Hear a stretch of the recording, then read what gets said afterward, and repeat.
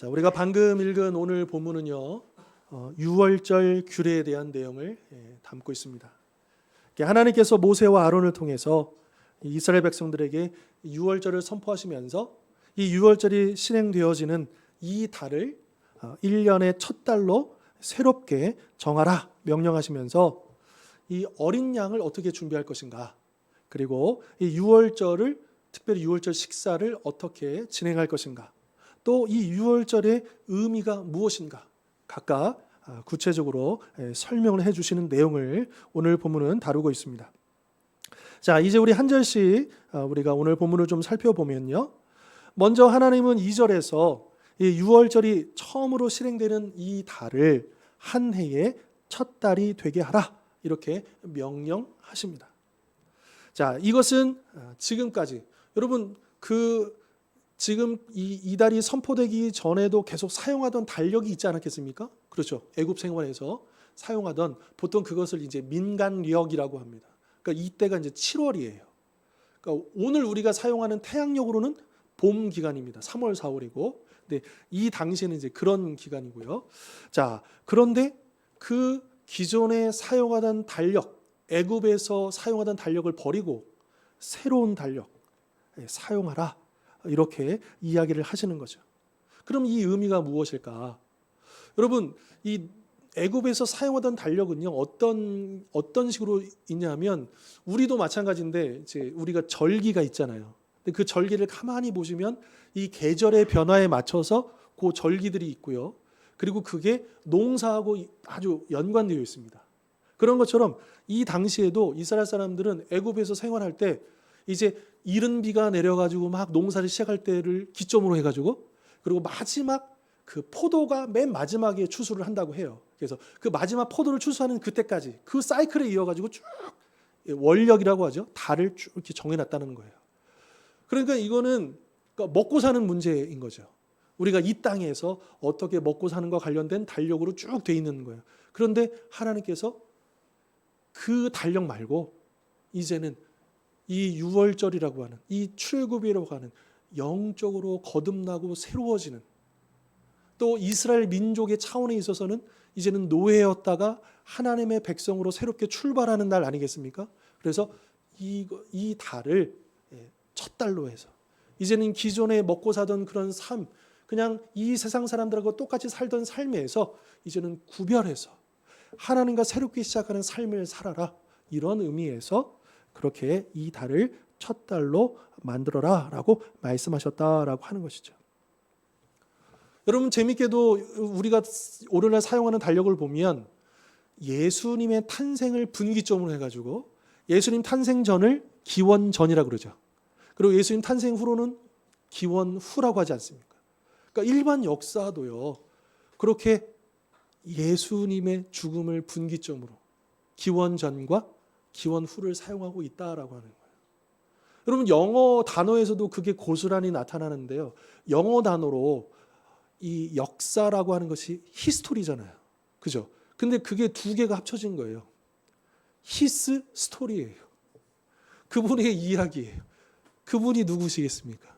네, 그 세계관을 반영하는 단어예요. 그래서 역사는요, 사람의 역사가 중요한 게 아니고 예수 그리스도의 역사를 중심으로 그 전과 후가 나눠지는 것이죠. 마찬가지로 우리도 영적으로 하나님을 모르고 또 예수님을 영접하지 못했던 그때와 이제 예수님을 만나가지고 내가 거듭나서 구원받은 삶을 시작했던 그 후는 나눠지지 않습니까? 우리의 영적인 BC와 AD가 있지 않습니까? 그런 분기점, 그것이 바로 이 유월절이다. 이 출애굽과 맞물려서 그런 의미를 가지고 있다라고 하는 것이죠. 자, 그러면 이 유월절에서 가장 중요한 게 뭐냐? 뭐 다 중요하지만 그 중에서도 뭐니 해도 어린 양이 제일 중요할 겁니다. 그래서 3절로 5절 보시면 이 어린 양, 어떤 어린 양을 준비해야 되는지, 어떻게 준비해야 되는지 그 지침을 하나하나 말씀해 주시는 것이죠. 자, 3절 보시면요, 이 어린 양을 선택해야 돼요. 며칠이에요? 이달, 열흘, 10날에. 6월절은 14일입니다. 그러니까 이 나흘 전에 이 어린 양을 선택을 해서 그 14일 밤에 이 어린 양을 잡고 이제 먹는 거잖아요. 그러니까 요 4일 동안의 그 시간을 가져야 된다라고 하는 것 우리가 기억을 하고요. 자, 어린 양은 그러면 이게 무슨 양이냐? 당연히 이제 어른 양이 아니라는 거죠. 예, 어린 양. 근데 그 5절에 보면 흠이 없어야 되고요. 흠결이 없어야 되고, 그리고 몇 년 된, 1년 된, 그리고 수컷이어야 됩니다. 여러분, 흠이 없다라고 하는 것은 이해가 돼요. 그렇죠? 이게 하나님 앞에 가장 무언가를 거룩하게 구별하기 위해서는 흠이 있으면 안 되잖아요. 그 조건 하나 이해가 되고요. 그런데 왜 1년 된, 6개월은 안 될까요? 다 큰 양은 안 될까? 왜 1년일까요? 왜 어린 양을 준비하는데 왜 1년일까요? 여러분, 우리가 하나님 앞에 드릴 때에 가능하면 흠이 없을 뿐만 아니라 가장 좋은 것, 가장 가치 있는 것을 드리지 않습니까? 여러분, 양도요, 1년 된 양이 가장 가치가 있는 거예요. 가장 맛있고 그 살도 부드럽고. 우리는 양을 안 키워서 잘 모르잖아요. 그런 식으로 생각하시면 돼요. 우리는 이제 닭을 키워봤으니까 다 큰 닭은 맛이 없죠. 가치가 떨어져요. 삼계탕 끓일 때 무슨 닭을 씁니까? 영기를 쓰잖아요. 그런 것처럼, 그러니까 이 당시에 양의 가장 가치가 있을 때가 언제냐면 1년 딱 됐을 때, 그때가 가장 상태가 좋은 것이다. 그리고 수컷하고 암컷 중에 뭐가 더 가치가 있습니까? 수컷에 더 가치를 둬서 이제 가장 흠이 없고 가장 좋은 양을 고르다라고 하는 그런 의미인 것입니다. 그런데 5절에 보니까요, 어린 양이 양만이 아니라 뭐도 돼요. 염소도 된다라고 하는 걸 봅니다. 그러면 왜 이렇게 하셨을까요? 참고로 양보다 염소가 더 가치가 떨어집니다. 싸요. 경제적으로. 염소가 더 싸요. 그러면 왜 하나님은 어린 양이라고 했는데 염소도 된다고 하셨을까요? 그렇죠. 양이 없으면 염소도 괜찮아. 이게 우리 하나님이십니다.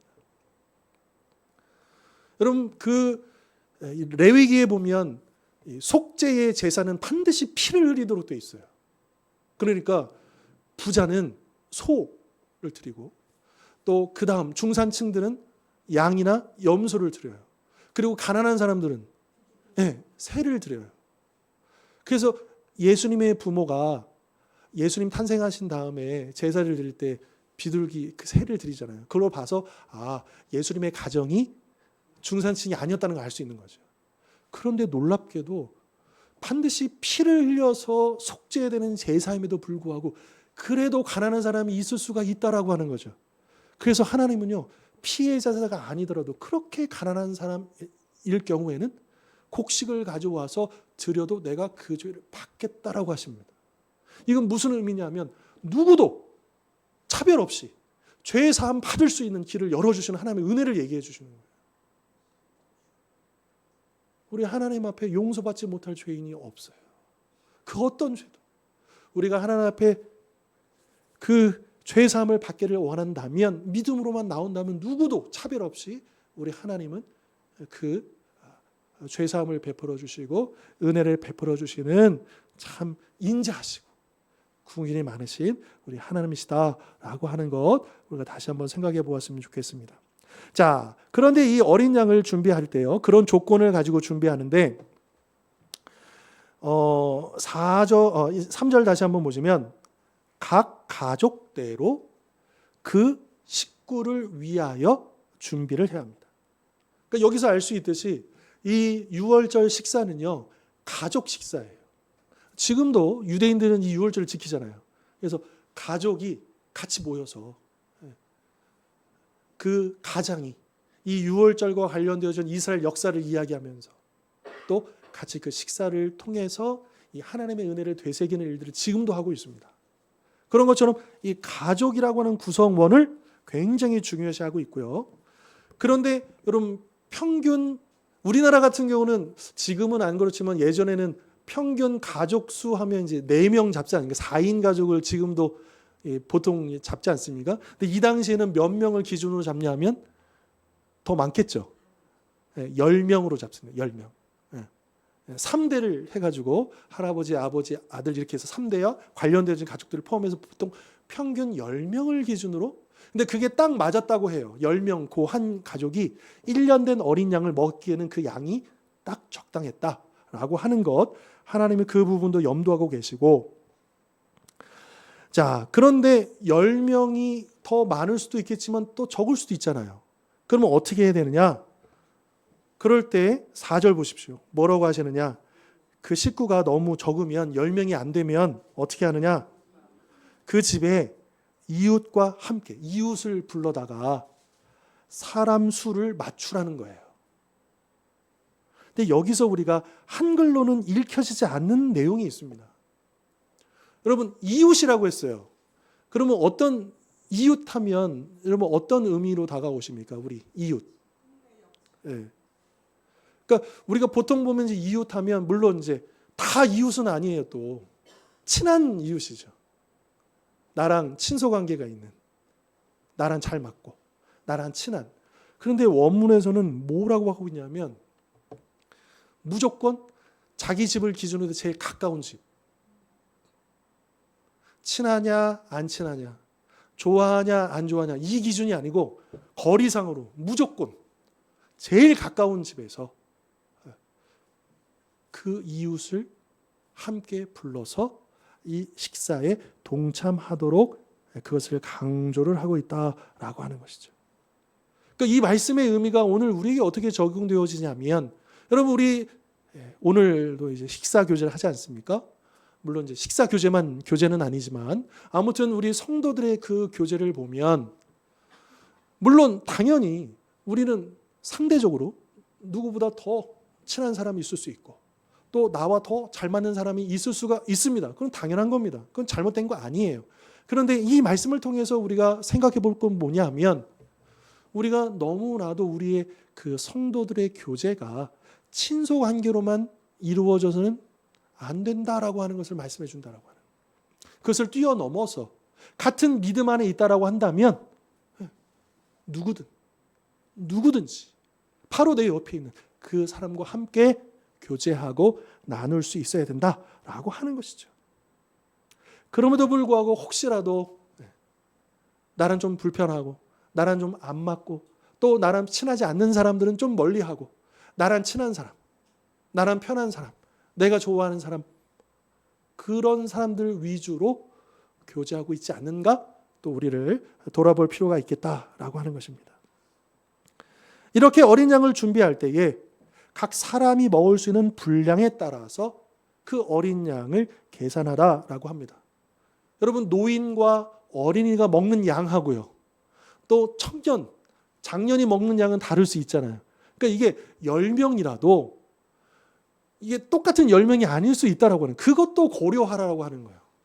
여러분, 생각보다 되게 복잡하지 않습니까? 굉장히 세심하게 준비하게 하십니다. 그러니까 이 식사는요, 굉장히 거룩한 식사고요, 거룩한 교제고요. 이 하나님의 은혜를 함께 나눠야 되는데 그냥 대충 안 되는 거예요. 굉장히 생각하고 굉장히 세심하게 준비하고 배려하고 누구도 소외되지 않고 함께 할 수 있도록 그렇게 준비하라. 그러니까 어린 양을 준비하는 과정을 통해서 하나님은 어린 양을 좋아하시는 게 아니라요, 그 어린 양을 준비하는 과정을 통해서 이스라엘 백성들이 하나 되고 서로를 챙기고 누구도 놓치지 않도록 하시는 그 과정을 지금 주고 계시다라고 하는 것이죠.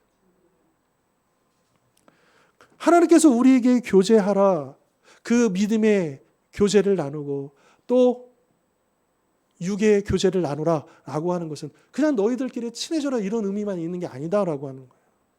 하나님은 우리가 하나 되기를 원하십니다.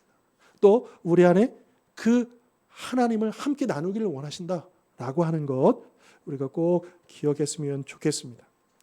자, 이 어린 양을 준비할 때 아까 5절에서도 보았지만 역시 제일 중요한 조건은요, 흠이 없다일 거예요.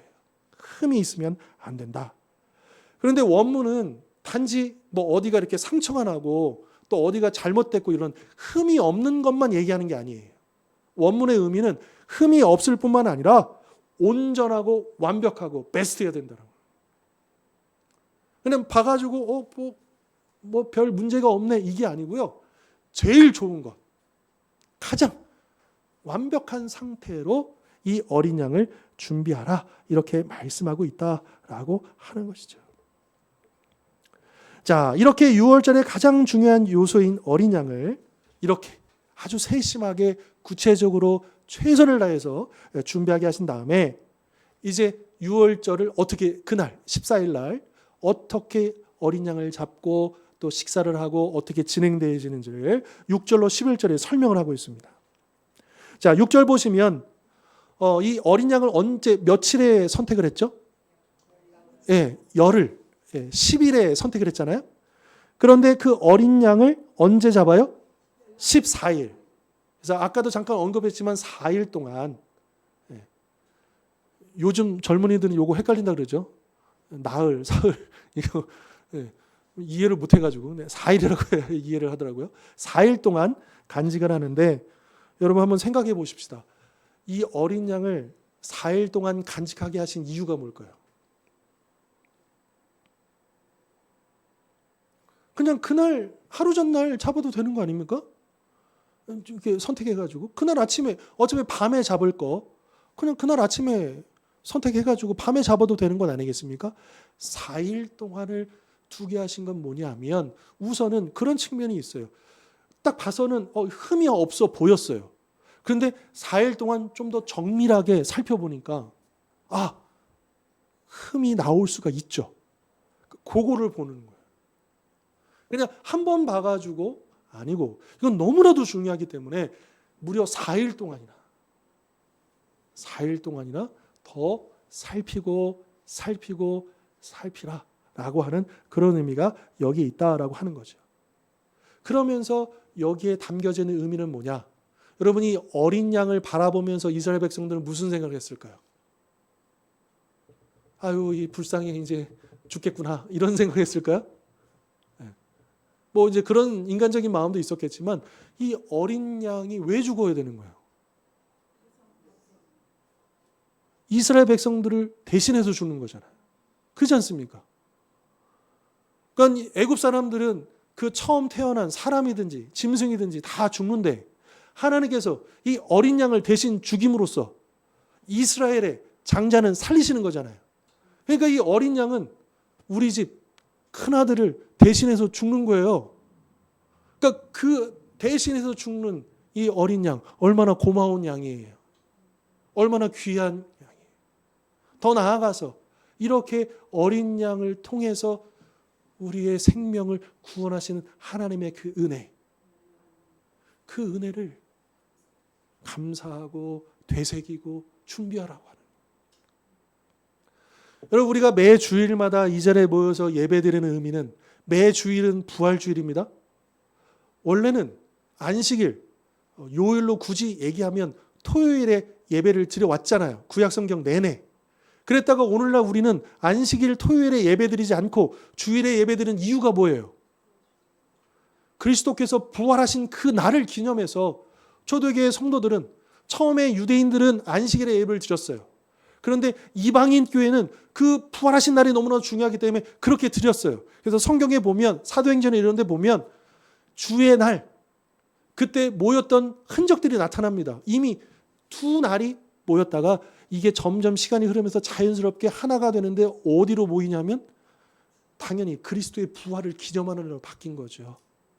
그러니까 우리가 매주일마다 이 부활을 기념하고 부활을 감사하고 여러분 죽음의 권세에서 부활하신 날 그것 때문에 우리도 예수님과 함께 죽고 예수님과 함께 부활의 소망을 품을 수 있는 날 아니겠습니까? 그렇죠. 예수님께서 그 십자가에서 돌아가신 그 은혜를 새기면서 그분께서 부활 승리하셨다는 것을 기뻐하고 감사하는 날이 오늘 주일이 아니겠습니까? 그렇죠. 그런데 여러분 일주일 동안 이 주일을 이렇게 준비해야 된다라고 하는 이스라엘 백성들이 나흘 동안 그날 이 어린 양이 죽는 그날까지 흠이 없는 것 살펴보고 또 나를 대신해서 우리 아들을 대신해서 하나님께서 이런 은혜를 베푸시는구나. 그 은혜를 감사하고 준비하여서 그날을 나아갔던 것처럼 우리도 한 주간 동안 우리의 일상을 살아내야 하고 고된 삶을 살아야 하고 여러 가지 바쁘고 분주하지만 그러나 이 주일을 일주일 동안 준비하는 거예요. 그 은혜를 새기면서. 그래서 그 은혜를 놓치지 않기 위해서 우리 각자가 개인의 자리에서 또 경건의 생활을 하고 또 우리가 주중에 여러 모임들을 통해서 그 하나님의 은혜를 놓치지 않기 위해서 함께 노력하는 것이죠. 그런데 이 모든 것들은 어디를 향하고 있느냐? 바로 부활하신 이 주일을 향하고 있는 것입니다. 이 날이 그래서 의미가 있고 굉장히 중요하다라고 하는 것이죠. 더불어서 우리는 우리를 대신하여 십자가에 달려 돌아가신 하나님의 어린 양, 세례 요한이 그랬죠. 자 보라, 하나님의 어린 양이로다. 이 유월절 어린 양을 빗대서 얘기하는 거예요. 그 말은 세례 요한은 알고 있는 거예요. 주님께서, 예수 그리스도께서 우리를 대속하여 돌아가실 것을 알고 있는 거죠. 그래서 그 어린 양의 이미지를 가지고 예수님을 설명했거든요. 바로 그 하나님의 어린 양으로서 우리를 대신하여 십자가로 돌아가신 예수님의 그 은혜를 우리는 얼마나 되새기고 있습니까? 그 감격, 그 감사, 내가 구원받았다고 한 사실이 어느샌가 우리가 너무나도 무덤덤해지고 머리로는 다 인정하고 알고 믿지만 그러나 우리의 가슴이 너무나도 식어져 버려서 십자가의 그 은혜가 더 이상 내 가슴을 울리지 않고 그 은혜가 은혜처럼 느껴지지 않고 여러분 이거 심각한 문제다.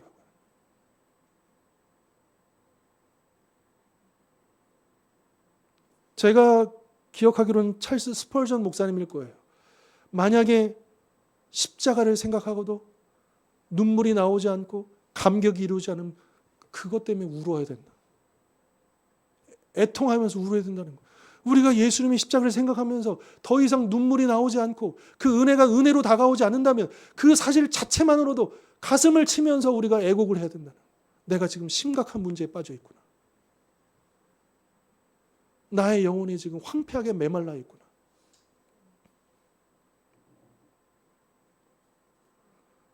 우리는 너무나도 아무렇지 않게 그냥 이렇게 계속해서 넘어가고 있지만 그러나 그래서 영원히 지속될 수는 없습니다.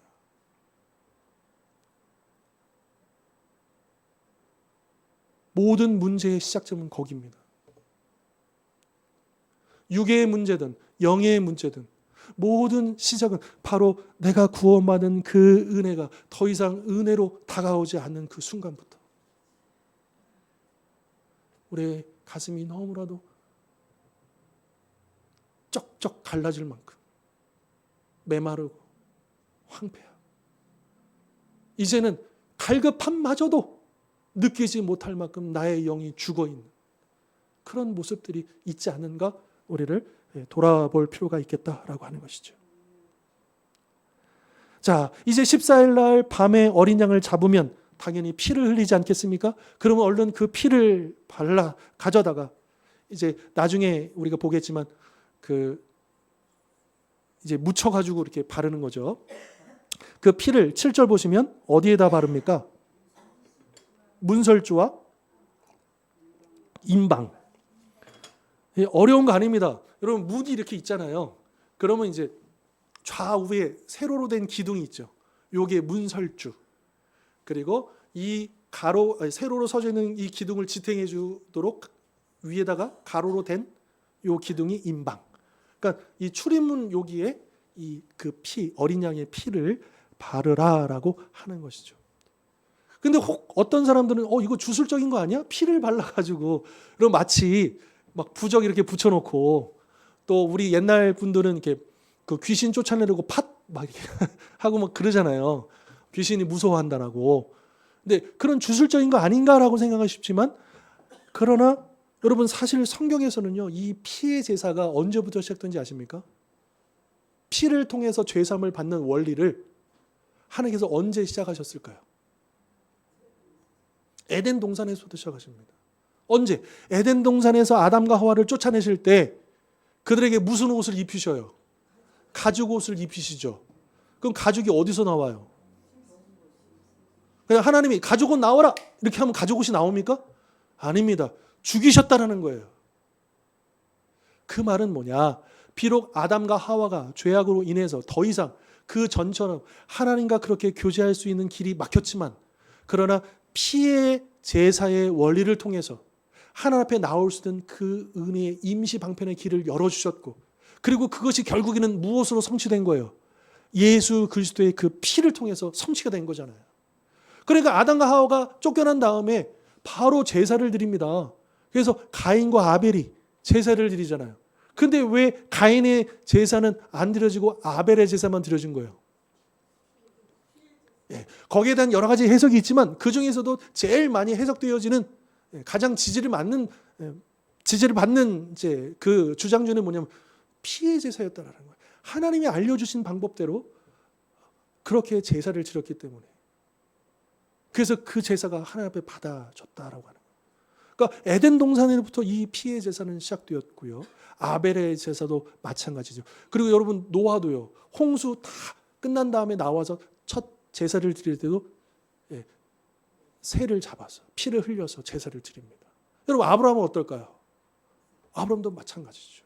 그렇게 피의 제사를 통해서 하나님 앞에 용서함 받는 그 은혜들이 계속 이어지고 있다. 그리고 이러한 은혜가 결국에는 예수 그리스도께서 하나님의 어린 양으로서 십자가의 피를 흘리신 그 사건에서 절정을 이루게 되는 것이죠. 그리고 감사하게도 그 십자가에서 이루신 그 성취하신 그 사역으로 인하여 더 이상 우리는 물리적인 피를 흘릴 필요가 없게 되었죠. 다만 피 흘리신 예수님을 믿기만 하면 누구든지 그 효력이 그대로 우리에게 적용되어져서 우리 주님 앞에 담대히 나아갈 수 있도록 그 은혜를 베푸신 것 아니겠습니까? 자, 다음 8절로 11절 보시면, 자, 어린 양의 피를 이제 문설주와 인방에 발랐어요. 그리고 이제 식사를 해야 됩니다. 근데 어린 양의 고기를요, 어떻게 합니까? 구워요. 불에 굽습니다.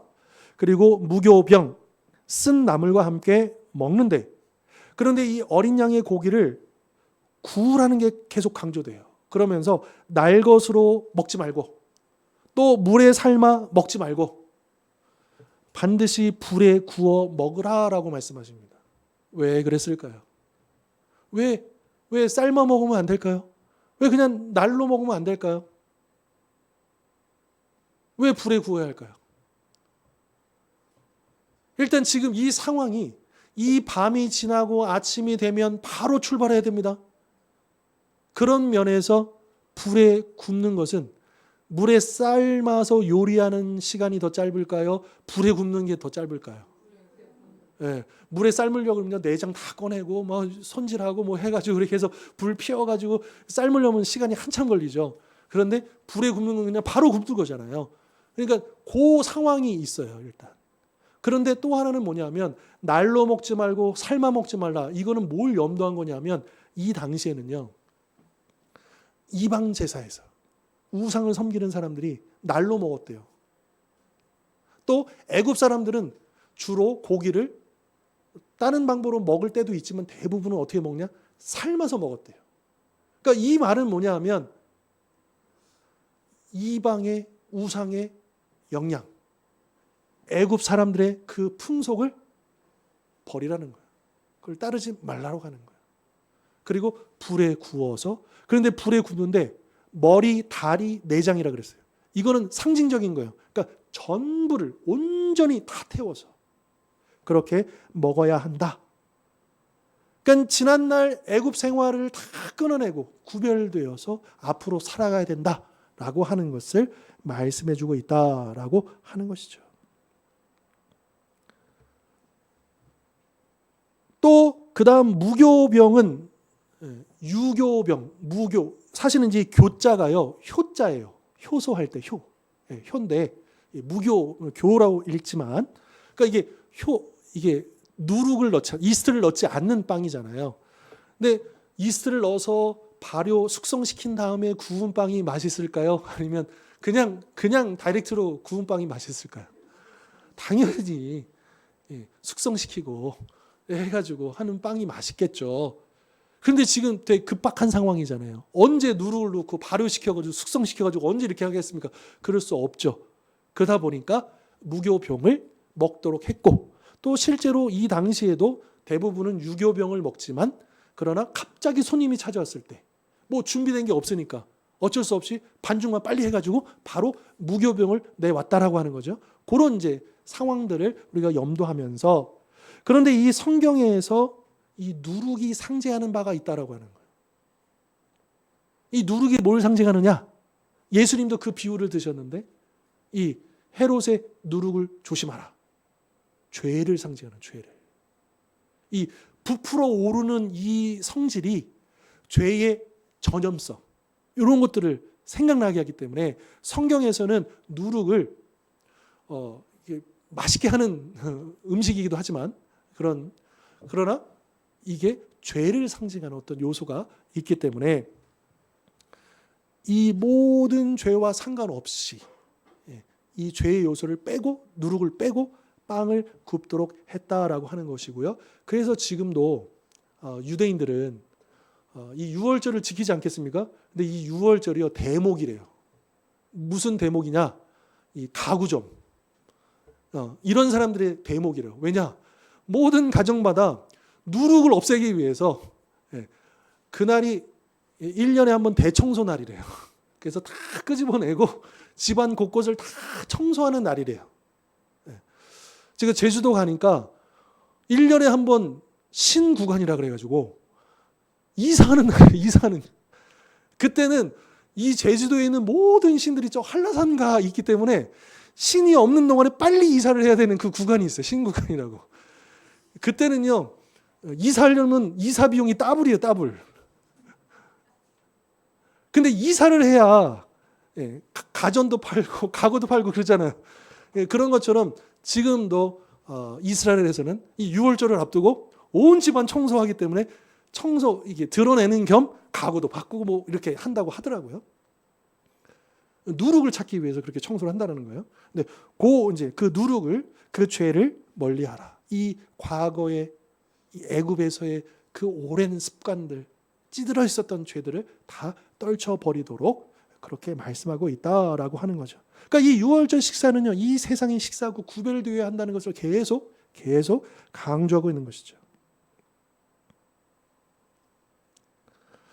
자, 그리고 11절에서 보시면 너희는 그것을 이렇게 먹을지니 하면서 띠를 띠고 신을 신고 지팡이를 잡고 어떻게 먹어요? 급히 먹으라. 급히 먹으라. 언제라도 하나님 말씀하시면 출발할 수 있도록. 여러분, 나중에 광야로 가서 이스라엘 백성들이 힘들 때마다 어디를 생각합니까? 그래, 야, 그죠? 비록 노예였지만, 야, 그때는 마늘도 먹고 채소도 먹고 좋았는데, 고기도 먹고. 근데 이 광야에 나오니까 아무것도 없어. 자유긴 자유인데 이 자유가 뭐가 필요해? 차라리 노예여도 그 시절이 좋다. 참 사람은 그런 것 같아요. 오늘보다는 옛날이 더 좋았대. 과거가 그립고 자꾸 옛 습관으로 돌아가려고 하는 우리의 죄성이 있는 거죠. 그런데 이스라엘 백성들은 지금 스탠바이예요. 늘 깨어서 언제라도 준비되어 있으면 하나님 땅 하면 출발을 해야 됩니다. 여러분, 하나님께서 우리를 언제 부르실까요? 알 수 있어요? 오늘 밤이라도. 아무개야, 부르신다고요. 여러분, 우리가 준비되어 있습니까? 이 급히 먹어가는 거, 빨리 먹으라는 의미가 아니고 그런 마음 상태를 유지하라고 하는 거예요. 깨어서. 마치 군인이 전쟁터에 나가면 전투식량을 먹거든요. 전투식량 되게 맛있어요. 꽤 나름대로. 맛없는 것도 있지만. 근데 전투식량은요, 왜 전투식량이겠어요? 빨리 먹을 수 있도록, 간편하게 먹을 수 있도록, 언제든지, 왜냐하면 언제 적이 출을지, 언제 작전 나갈지 모르기 때문에 그런 용도로 만든 거잖아요. 그러니까 지금 우리의 매일매일의 삶의 모든 것들이 거기에 초점이 맞춰져야 된다는 거예요. 마지막, 그때는 세상의 종말일 수도 있지만 우리 개인의 종말이죠. 세상의 종말이 오기 전에 우리의 개인의 종말이 먼저 올 수도 있죠. 당연히요. 그러니까 늘 종말을 생각하면서 깨어서 근신해서 언제라도 주님 말씀하실 때 우리가 나아갈 수 있는 그런 준비가 되어야 한다라고 하는 것이죠. 자, 이렇게 급히 먹는 상황에서도 하나님은 출애굽해서 광야의 생활을 준비하게 하십니다. 그게 뭐냐? 이게 계속 걸어야 되잖아요. 광야에서요. 근데 이 당시에 사람들은 구멍 하나 뚫린 옷 이렇게 입고 여기 다리까지 바닥에 달랑말랑하는 그런 긴 옷을 입었거든요. 근데 이제 막 걷다 보면 이게 발에 걸려 넘어질 수가 있잖아요. 그러니까 이게 나풀나풀 걸리지 않도록 허리에 어떻게 해요? 띠로 쫙 매야 안전하게 걸을 수 있도록 하고요. 그 다음에 이 당시에도 집에서는 신을 신지 않았다고 합니다. 그런데 신발을 신고 식사를 하라는 거예요. 그러니까 이 신발을 신고 언제든지 나아갈 수 있는 광야의 생활을 준비하도록 그렇게 했고요. 또한 뭘 잡아요? 지팡이요, 지팡이. 여러분 이렇게 산에 가시면 꼭 뭐 하나 스틱 하나 들고 다니시는 경우 많잖아요. 이게 뭐냐면 먼 거리를 여행하는데 꼭 필수적인 겁니다. 이 지팡이는. 그러니까 여기에 있는 띠를 띠고 신을 신고 지팡이를 잡으라라고 하는 것은 광야의 그 훈련을 준비하도록 하시는 또한 하나님의 준비였다라고 하는 것이죠. 이것은 오늘날 시약성경에 이렇게 적용되어 있어요. 에베소서 6장에 하나님의 전신 갑주를 입으라. 그래서도 첫 번째가 뭐예요? 너희는 진리의 띠를 띠고 또 거기 보면 복음의 신발 나오죠. 그리고 하나님의 말씀을 잡으라. 가지라. 그렇죠. 그러니까 이스라엘 백성들이 광야에서 훈련받는 게 지금 우리가 이 땅에서 하나님 나라 가기 전에 이 땅에서 우리가 훈련하고 동일한 거잖아요. 영적인 의미로서. 이스라엘 백성들이 가나안 땅에 들어가기 위해서 광야의 훈련을 받듯이 우리가 영적인 가나안 천국에 들어가기 전에 이 땅에서 광야의 훈련을 받고 있기 때문에 우리는 그렇게 진리의 허리띠를 시작해서 하나님의 말씀을 붙잡고 늘 깨어서 그렇게 살아가야 한다라고 하는 것이죠. 그리고 유월절 식사 중에 마지막이 쓴 나물입니다. 쓰다라고 하는 의미가 다가오죠. 쓰다. 이것은 애굽에서의 쓰라린 삶을 기억나게 하는 음식일 것입니다. 그리고 신명기에 보면 모세가 여기 하나 더 추가시켜요. 그 무교병도 고난의 떡이다 이렇게 얘기합니다. 그럼 왜 고난의 떡일까? 여러분 생각해 보십시다. 이스라엘 백성들이 하루 종일 그 떼양볕에서 강제 노동하잖아요. 그리고 일과가 끝난 다음에 지치고 힘들고 어려운데 여러분 그 먼지 풀풀 나르는 곳에 힘들고 허기지고 막 이런데 뭐 시간 있어요? 그러니까 발효시킨 빵도 아니에요. 그냥 대충 구운 거. 그리고 여러 가지 채소. 이 나물이요 채소라는 뜻이에요. 여러 가지 이런 채소. 그런 채소 대충 가져다가 그냥 삼삼 오오 먹던 그 음식을 얘기하는 거예요. 그렇게 애굽에서 고통받고 겨우겨우 아무리 노력해도 노예이기 때문에 거기에 열매가 있을 수가 없잖아요. 하루 종일 고생하지만 아무런 열매가 없잖아요. 내 거에 나만 할 게 없잖아요. 그렇죠? 그런 삶을 버리고 이제는 새로운 삶으로 이끄시는 하나님의 은혜가 여기에 담겨져 있다라고 하는 것이죠. 그래서 이스라엘 백성들 유월절 식사를 통해서 그 기억을 떠올리면서 하나님의 은혜를 감사하는 시간을 가질 수가 있었다라고 하는 것입니다. 자, 그리고 이러한 유월절 식사는 오늘날 우리 유월절 식사 합니까? 영원히 대대로 지키라고 했는데 왜 우리는 안 지켜요? 대신 지키는 게 있어요. 뭡니까? 예수님이 이 유월절 식사 마지막 그 유월절 식사 날 예수님께서 이거를 뭘로 만들어 주시죠? 성찬. 그러니까 우리는 왜 이것을 지키지 않냐면 저 하나님의 교회처럼 유월절을 지켜야 된다고 하는데 왜 우리는 안 지키냐 하면 예수님이 이 유월절을 예수님 다시 오시는 그날까지 성찬으로 지키라고 하셨기 때문에 우리는 예수님의 사람들이기 때문에 예수님의 교회이기 때문에 그러니까 저들은 예수님의 교회가 아니라는 뜻이에요. 그러면서 예수님도 유대인으로 유월절을 지켰다라는 이러한 이상한 논리로 그래서 유월절을 지켜야지만 구원을 받는다. 유월절을 지켜야지만 성경을 지키는 것이다. 궤변을 늘어놓습니다. 그것은 예수님을 모르는 궤변인 것이에요. 예수님이 이 유월절에 담겨지는 모든 의미들 십자가에서 다 이루셨잖아요. 그리고 예수님께서 이제 다시 오시는 그날까지 유월절을 지키라고 하신 게 아니라 이 성찬을 지키라고 기념하라고 말씀하셨잖아요. 그래서 우리는 지금 이 유월절 식사 대신에 뭘 하냐면 성찬 식사를 하는 거예요.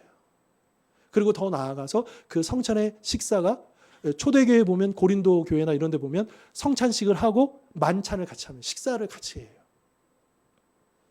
그러니까 오늘날 우리가 성찬식도 그런 의미가 있을 뿐만 아니라 우리가 주일에 같이 식사 교제하는 이 식사 교제도 그냥 배고파서 밥 먹는 시간이 아니고 여러분 거룩한 하나님의 은혜로 구원받은 자들 그 은혜에 감사해서 모이는 시간이다라고 하는 거예요. 굉장히 중요한 의미를 가지고 있다라고 하는 것입니다. 자, 10절 보시면 그렇게 식사하고 그 다음날 아침까지 그것을 남겨두지 말라고 합니다. 특별히 어린 양은 4절에도 보듯이 아주 세심하게 세팅되어 있어요. 준비되어 있어요. 10명선에 딱 맞춰가지고. 그러니까 이게 남을 수가 없는 양이에요. 그런데 남았다라고 하는 것은 무슨 말이겠습니까? 이렇게 충분하게 다 계산해서 했는데 왜 남았냐 하면 아마도 누군가는 충분히 먹지 못했다는 거고요. 또 누구는 약속했지만 그 자리에 못 왔다는 의미 아니겠습니까? 그러니까 그렇게 하지 말라는 거예요. 다 골고루 충분히 먹을 수 있도록 배려하라는 것이고 아무도 빠짐없이 다 자리를 채워서 함께 먹으라. 그런 의미에서 남기지 말라. 음식 아까우니까 남기지 말라가 아니고 이 거룩한 식사에 다 참여하고 빠짐없이 참여하도록 그렇게 신경 쓰고 챙기고 배려하라. 그렇게 말씀하고 있다라고 하는 것이죠. 그 누구도 이 식사 교제에 소외되지 않도록 세심하게 그 가족과 이웃들을 돌보라 이렇게 말씀하고 있는. 그리고 혹시라도 최선을 다했지만 그래도 인간인지라 남을 수가 있죠. 그럴 때는 어떻게 하라는 거예요? 전부 다 태워버려라. 함부로 버리지 말고. 왜요? 이건 거룩한 식사이기 때문에. 더럽혀지면 안 된다. 그 어린 양의 희생의 그 거룩한 의미가 더럽혀지지 않도록 전부 다 태워서 하나님 앞에 올려드리도록. 그래서 이거는 배를 채우기 위한 식사가 아니고 하나님, 그러니까 우리의 즐거움을 위해서 하는 식사가 아니고 하나님의 은혜에 감사해서 동참하는 식사다라고 하는 것을 우리에게 말씀해주고 있다라고 하는 것입니다. 그러니까 오늘 여러분 예배 끝난 다음에 우리가 식사 교제하는 의미가 어디에 있어요? 아, 배고파서 먹는 식사입니까? 물론 그런 의미가 없는 것은 아니지만 그러나 왜 우리가 식사 교제에 함께 하자라고 얘기하느냐? 하나님의 뜻이기 때문입니다. 그리고 구원받은 우리 하나님의 백성들이 함께 모여 여기 동참하는 건 우리가 하나님 뜻에 순종하는 일이기도 합니다. 이 일들에 우리가 서로 더욱더 사람들을 챙기고 권면하고 함께하기를 힘써야 될 줄 믿습니다. 자, 마지막 12절로 14절 이 유월절의 의미는 무엇이냐? 유월절 그 밤에 하나님께서 애굽 땅에 두루 다니시며 집집마다 다니신다는 거예요. 사람이나 짐승을 막론하고 애굽 땅에 있는 모든 처음 난 것을 다 치신다라고 되어 있습니다. 이것은 지난 시간 11장 5절에도 이미 말씀하신 내용이죠. 하나님의 경고를 그동안 무시했던 이 애굽에 또 바로의 심판을 내리신다라고 하는 의미인 것이죠. 자, 그런데 이러한 하나님의 심판은 사람과 짐승으로 끝나지 않고 그 심판은 어디에까지 미칩니까? 애굽의 모든 신들에게까지. 사람과 짐승뿐만 아니라 신들까지 심판하신다라고 말씀하시는 거예요. 이건 왜 그러냐면 이 당시 애굽에는요. 사람의 모양을 딴 우상들, 또 하늘, 땅, 태양같이 자연물을 본받은 그런 우상들, 뱀, 독수리, 개구리같이 온갖 짐승들의 모양을 한 우상들, 드글드글했거든요. 그 모든 그 신들을 이 유월절 밤에 장자 재앙을 통해서 심판하시겠다라고 강조하고 있는 것이죠.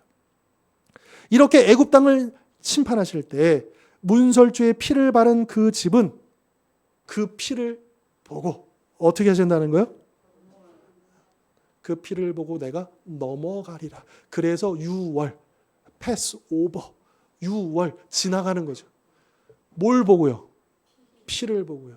여러분, 이 장면은 그 장면이에요. 이제 요한계시록에도 말씀이듯이 마지막 심판 때에 이 세상은 심판받을 것입니다. 사탄과 그 모든 수계들과 그를 따랐던 모든 자들은 영원한 불못으로 지나가게 될 것입니다. 그때 우리도요, 원래는 그들과 같이 들어가야 되는데 뭘 보고요? 예수 그리스도의 보혈에 입혀진 그 피를 보시고 우리를 넘어가신다는 거예요. 그래서 그 어린 양의 피가 이스라엘 백성이 구원받은 표적, 다른 말로 증거가 될 것이다. 근거가 될 것이다. 이렇게 말씀하고 있는 것이죠. 그래서 이 13절의 말씀은 복음이에요. 왜요? 예수 그리스도의 보혈로서만 영원한 죽음으로부터 영원한 생명을 얻을 수 있다라고 하는 것을 이미 하나님은 구약에서부터 계속해서 이 복음을 말씀하고 있다라고 하는 것이죠. 자, 이렇게 오늘 본문을 통해서 우리는 유월절에 대해서 잠시 살펴보았습니다. 이 유월절의 핵심은 어린 양입니다. 흠없는 어린 양. 이것은 바로 하나님의 어린 양이신 예수 그리스도를 예표하고 있는 것이죠. 또한 어린 양의 피가 이스라엘 백성들이 장자 재앙에서 구원받는 증거가 된 것처럼 그리스도의 보혈이 우리 성도들이 마지막 심판에서 구원받는 증거가, 근거가 될 것입니다. 특별히 하나님은 이 유월절이 첫 번째로 시행되는 달을 새로운 한 해의 첫 달로 삼아 기존의 애굽의 달력을 버리고 새로운 하나님 나라의 달력을 사용하도록 하심으로써 출애굽을 기점으로 그 전과 후가 전혀 다른 삶을 살아라 명령하셨습니다. 또한 거룩한 유월절 식사에 가족과 이웃이 빠짐없이 참여할 수 있도록 세심하게 준비하라 또 이렇게 명령하셨습니다. 그러므로 이미 예수 그리스도를 영접함으로 죄에서 해방되어 하나님의 거룩한 자녀가 되는 영적 출애굽을 경험한 자로서 새롭게 영적으로 태어난 그날의 벅찬 감격을 회복하실 수 있기를 바랍니다. 새롭게 태어난 그날 육체의 욕망을 따르는 과거의 삶을 버리고 성령의 인도하심을 따르기로 한 그 믿음의 결단도 회복하실 수 있기를 바랍니다. 그래서 믿음의 지체들과 함께 다시 새롭게 신앙생활을, 말씀 생활을, 기도 생활을 시작하는 우리 모든 성도님들 되실 수 있기를 주님의 이름으로 축원합니다. 기도하겠습니다.